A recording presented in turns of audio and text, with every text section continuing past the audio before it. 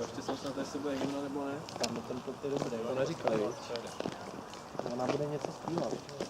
No, tam synku. Pozor, elektrické zařízení. Ten strom. To je HD. Ahoj. Jeden z nejslavnějších pokladníků klubů. Jo, to jo. Hned potom po Federerovi.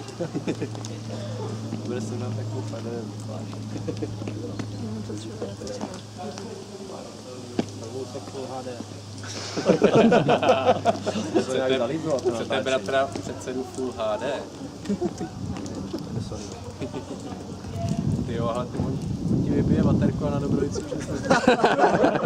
Pak se budeš divit, až si to vypne. Na Dobrovici stačí 4 ebonitovou minuty. tyč a lištího. Garika Masaryka.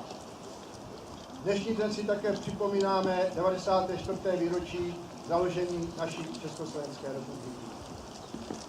Na dnešní akci přijali účast senátor pan doktor Jaromír Jermáš, historik pan doktor Karel Hrčík, upřímně je vítám.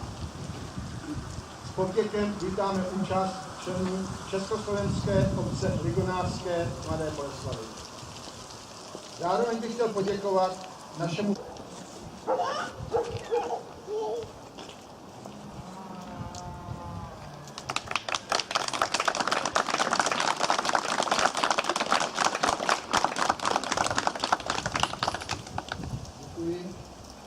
zástupce Československé obce Ligonářské Mladé Boleslavi položí pamětní desce.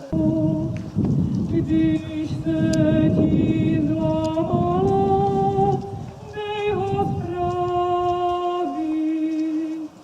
Když se ti zlamalo, dej ho spravit.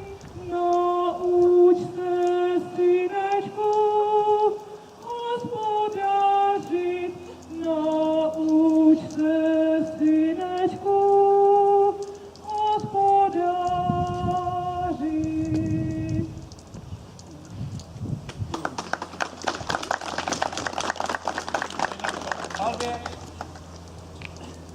Nabíjet.